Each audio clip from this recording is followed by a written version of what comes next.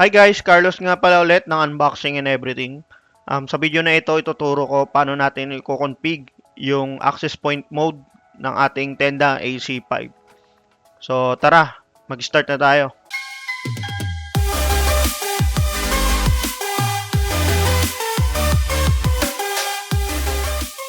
So ayun guys, bago ang lahat, big shoutout muna sa Tenda Philippines Store. Ayan, sila ang naging sponsor ng video natin at sa kanila din galing yung Tenda AC5 na in-unbox natin nung nakaraang video natin. Ayan siya. Okay, so kung nagpaplano kayong bumili ng mga routers guys, Switch Hub, AP, Smart CCTV, ayan, punta lang kayo sa store nila guys, Shopee, Lazada, tsaka TikTok. Ayan, so ilalagay ko na lang sa description yung link ng mga store nila. Okay guys, so ang una muna natin gagawin is ko-connect tayo sa Wi-Fi ng ating Tenda AC5. Ayan, so ayan, ito siya. So wala tayong ilalagay na password guys kasi ang default niya is no password talaga. So connect tayo. So ayan, connected na tayo guys. And then pupunta tayo ngayon sa kanyang admin. 192.168.0.1. So, ayan, ito ulit yung lalabas sa ating admin. Okay, so, pipili lang tayo dito guys. Isi-select lang natin yung dynamic address guys para automatic na siya. And then, sa Wi-Fi naman, nalagyan ko siya ng password. Ayan.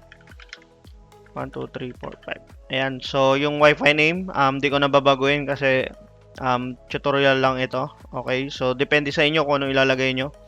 Kasi mamaya pwede pa natin baguhin to. Okay, so click natin yung okay. So ayan, naka-save na siya. Ngayon, madi-disconnect tayo sa Wi-Fi. So magre-reconnect tayo. Ayan. So ayan, makikita nyo may lumabas na panibago, may 2. Ayan siya. So click natin yung connect. Di ko na nilagyan ng password to guys kasi yung previous na tutorial natin, nakasave na yung ano nito, yung SSID niya tsaka yung password. Kaya ino-auto connect ko na lang siya. So dito ulit tayo sa admin, refresh lang natin. So ayan, may note ulit na lumabas. Kailangan ulit natin lagyan ng password yung ating admin. So go to set. Ayan, so ilalagay ko na lang is pareha sa Wi-Fi. Ayan. Okay, so click natin yung okay. So ayan, mag-login na tayo. Admin 1 2 3 4 5. So ayun guys, dito na tayo sa loob ng admin ng ating Tenda AC5. Ayan, ito ulit yung makikita natin. Ngayon, para ma-set natin as AP mode yung ating Tenda AC5, pupunta lang tayo dito sa Internet Settings.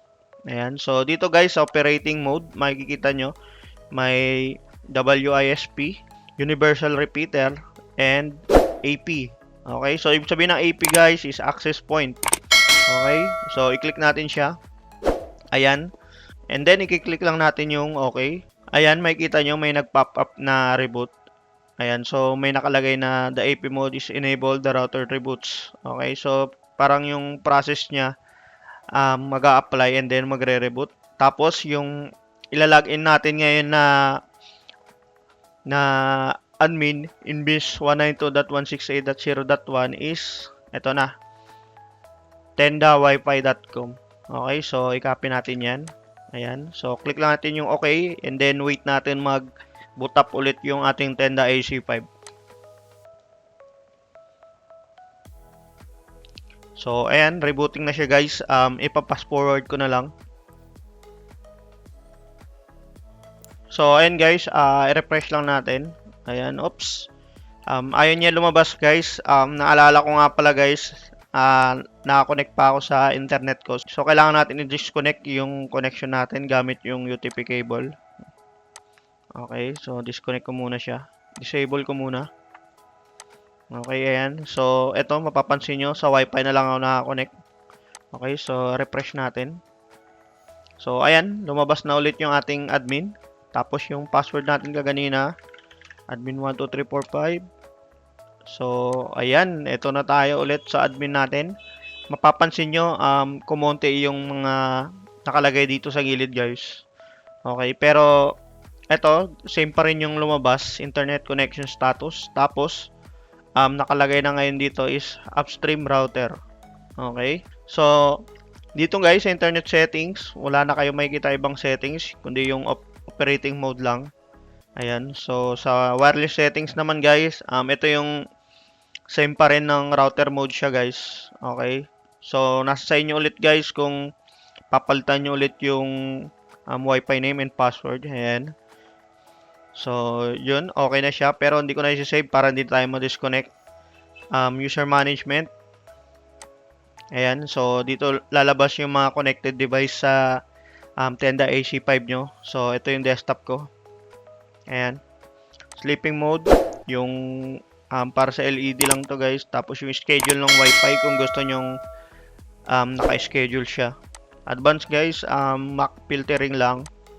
Ayan, kung gusto nyong i-block yung isang device, gagamit lang kayo ng MAC address and then ipipaste nyo lang dito. So yun guys, administration, ito lang din siya. Ayan, login password kung gusto niyo mag-change password. Tapos yung time and date, ayan, so yung time zone. Tapos device management guys, yung reboot, reset, backup, restore, export, local upgrade, and online, ayan. Ayan lang siya guys.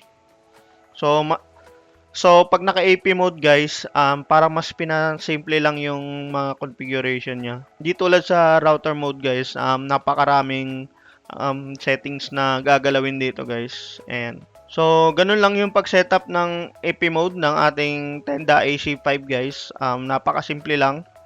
Wala nang masyadong gagawin guys. Okay? So ayun guys, kung nagustuhan nyo or nakatulong sa inyo yung video natin, paki-like na lang po. At kung may katanungan po kayo, comment down below na lang. Re-replyan ko po kayo agad kung sakaling mabasa ko siya. Ayan. So, kung hindi pa kayo nakapag-subscribe din sa aming YouTube channel, unboxing and everything, subscribe na.